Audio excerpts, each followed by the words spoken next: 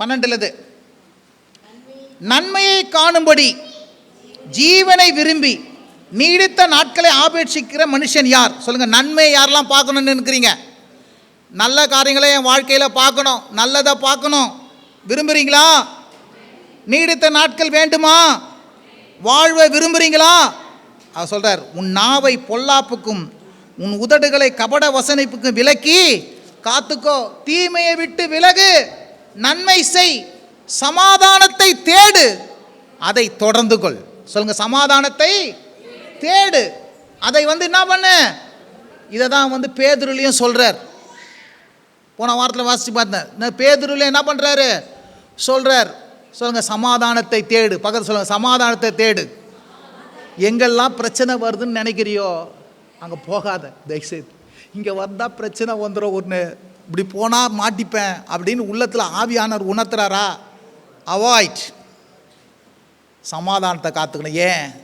நிம்மதி ரொம்ப முக்கியம், பீஸ் ரொம்ப முக்கியம். இருந்தால் ஒரு ஆமேன்னு சொல்லுங்க. ஹல்லேலூயா. நீ சமாதானத்தை எவ்வளோத்துக்கு இருக்கிறியோ நீடித்த நாட்களை பார்க்க முடியும், நல்ல காரியங்களை பார்க்க முடியும்பா. சமாதானம் யாரு? அது தேவன் தந்த அருள் கொடை. அது தேவன் தந்த என்னது? அருள் கொடை. 119ஆம் சங்கீதத்தில் ரொம்ப அற்புதமான ஒரு சங்கீதம். 119ஆம் வசனத்தில் 165ஆம் வசனத்தை வாசிங்க யாராவது.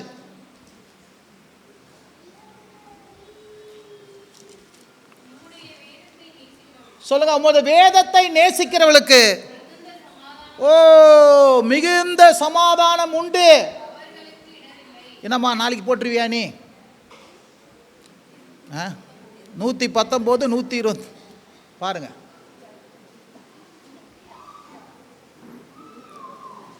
நூற்றி 19 போட்டிங்களா? திருப்பி நல்லா சத்தமாக ஜென்ஸ் சைடு ஒரு சைடு வாசிங்க. யாரை எழுந்து நின்னாது வாசிங்கப்பா, நல்லா கேட்கட்டும் எல்லாரும். வாசிங்க. 119 165 அதுதானா? உம்முடைய வேதத்தை நேசிக்கிறவர்களுக்கு சொல்லுங்க மிகுந்த சமாதானம் உண்டு, அவர்களுக்கு இடரில் இல்லை. இருந்தால் ஒரு ஆமேன் சொல்லுங்க. சமாதானம் மாத்திரம் சொல்லலைங்க, அந்த இடத்துல மிகுந்த சமாதானம். 10th எங்களுக்கு சொல்லி கொடுத்தாங்க கிராமர். அதில் ப்ரிஃபிக்ஸுன்னு சொல்லிட்டு ஒன்று இருக்குது. சொல்லுங்க. ப்ரிஃபிக்ஸுன்னு வாங்க.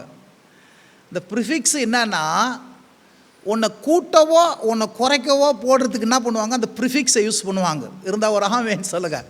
அது மிகுந்த என்ற வார்த்தை தான் அது ப்ரிஃபிக்ஸ். இருந்தால் ஒரு ஆமேன்னு சொல்லுங்க. ஹல்லேலூயா. சமாதானம் மெதுவாக சொல்ல, அதை சொல்ல சொல்ல மிகுந்த சமாதானம் உண்டு. இருந்தால் ஒரு ஆமேன்னு சொல்லுங்க. மிகுந்த சமாதானம் உண்டு. பக்க சொல்லுங்க. மிகுந்த சமாதானம் உண்டு. எல்லாம் சொல்லுங்க. சொல்லுங்க வாய் திறந்து. மிகுந்த சமாதானம் உண்டு. ஹல்லேலூயா. சொல்லிட்டு என்ன சொல்றாரு? இடரல் இல்லை. No stumble. என்ன இல்லைங்க? இடரல் இல்லை, பிரச்சனை இல்லை. இருந்தால் ஒரு ஆமேன். சமாதானம் இருந்தால் பிரச்சனை இருக்காது, பிரச்சனை இருந்தால் சமாதானம் இருக்காது. இருந்தால் ஒரு ஆமேன் சொல்லுங்க. யாருக்குங்க? முத வேதத்தை நேசிக்கிறவர்களுக்கு. சொல்லுங்க. வேதத்தை வாசிக்கணும், கேட்கணும். சொல்லுங்க. வாசிக்கணும், கேட்கணும். வாசிக்கணும், கேட்கணும். வாசிக்கிறதையும் கேட்கறதையும் நீ என்ன சொல்றன்னா, ஒரு காரியத்தை எதை விரும்புறீங்களோ, எதன் மேல ஆசையா இருக்கிறீங்களோ அதைத்தான் கேட்பீங்க, அதைத்தான் படிப்பீங்க. இருந்தால் ஒரு ஆமேன் சொல்லுங்க. ஒரு கதை ஒன்று சொல்கிறேன். ஒருத்தன் என்ன பண்ணான்னா, இளமையில் 23 வயசு, அந்த பொண்ணுக்கு 18 வயசு. நான் உன்னை நேசிக்கிறேன், ஐ லவ் யூ ஸோ மச் அப்படின்னு சொல்லி இந்த பொண்ணு அந்த பையனுக்கு கொடுத்துச்சான்.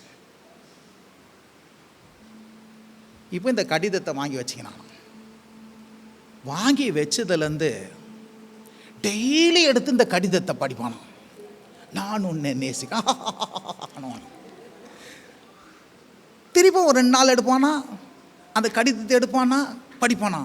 நான் உண்மை ரொம்ப நேசிக்க, I love you so much சிரிப்பான். இப்படி எவ்வளோ நாள் பண்ணியிருந்தான் நான் தெரியுமா? கல்யாணம் ஆகி 2 குழந்தை பெருக்கி வரைக்கும் கூட படிப்பான். ஏன்? அந்த அம்மாவை அவளை நேசிக்கிறான். அதனால் வாசித்து வாசித்து வாசித்து மழுகிருக்கிறான். ஒரு நாள் என்ன ஆயிடுச்சு, இது தெரியும், ரொம்ப நாளாக இவன் படிக்கிறான் என்னை நேசிக்கிறான் படிக்கிறான்னு தெரியும். திடீர்னு பார்த்தா கொஞ்ச நாள் படிக்கலை. இவளுக்கு சந்தேகம், என்ன ஆச்சு? எங்கள் வீட்டுக்காரு நான் இளமையாக இருந்து கிழக்கு மேசியார், இப்போ 2 பேருக்கும் இப்போ நேசம் கம்மியாயிடுச்சு. அந்த நேசிக்கிறேன்னு சொன்ன அந்த வார்த்தையை கூட எடுத்து என்ன பண்ண முடியல, படிக்க முடியல. எத்தனை பேருக்கு விளங்குது நான் சொல்கிறது? அப்போது நேசிக்கிறாங்கன்னா அவன் எழுதி கொடுத்ததை எப்படி படிக்கிறாங்களோ, நான் சொல்கிறேன், நீ இயேசுவை நேசிக்கிறேன்னா அவர் அன்பு லெட்டர் எழுதிக்கிறார், உனக்கு ஒரு லவ் லெட்டர் எழுதிக்கிறார். நான் உன்னை அன்பு கூறுகிறேன் இருந்தால் ஒரு ஆமேன்னு சொல்லுங்கள். நான் இவ்வளவாய் உலகத்திலே தேவன் தம்முடைய ஒரே பேரான குமாரனை கொடுத்து இவ்வளவாய் உம்மை அன்பு கூறுகிறேன் என்று சொல்லி உனக்கு 2000 ஆண்டுகளுக்கு முன்பாக இந்த புத்தகத்தை லவ் லெட்டராக எழுதி உன் கையில் கொடுத்துட்டார். ஹலோ, உலக பிரகாரமாக இருக்கிற அந்த பொண்ணே எழுதி கொடுத்த அந்த லெட்டரை இவன் படிப்பானா? தேவன் என்ன பண்ணிக்கிறாரு, தம்முடைய குமாரன் மூலமாக பரிசுத்த வார்த்தையின் மூலமாக எழுதி கொடுத்துற இந்த லவ் லெட்டரை படிக்கணுமா படிக்கக்கூடாதா? இருந்தால் ஒரு ஆமேன்னு சொல்லுங்கள். அவர் உன்னை அன்பு கூர்ந்தேன்னு சொல்லிக்கிறாரு. அதை படித்து ரசிக்கணும். நான் சொல்ல, எவ்வளோத்துக்கு எவ்வளோவா படித்து ரசிக்கிறியோ, எவ்வளோத்துக்கு எவ்வளோ கேட்குறியோ அந்த வார்த்தை, நான் சொல்கிறேன், உனக்கு சமாதானம் வாழ்நாளெல்லாம் இருக்கும், உனக்கு பிரச்சனையே இருக்காது. இருந்தால் ஒரு ஆமேன்னு சொல்லுங்கள். ஹல்லேலூயா. இப்போ நீ என்ன பண்ணுவேன்? சமாதானத்தை காத்துக்குவேன், பிரச்சனையை விட்டு தூரம் போயிடுவேன். சொல்லுங்கள், சமாதானத்தை காத்துக்கொள்ளுவேன், என்ன பண்ணுவேன்? பிரச்சனையை விட்டு தூரம் போயிடுவேன். ஹல்லேலூயா. ஜெபம் செய்வோம். வாலிப பிள்ளைங்க சொன்ன மாதிரி நில்லுங்க, ஒரு 10 நிமிஷத்தில் முடிச்சிடுவாருங்க. சரியா? ஆமாம், டீச்சர்ஸ் அவங்களுக்கு கேர் பண்ணிக்கங்க.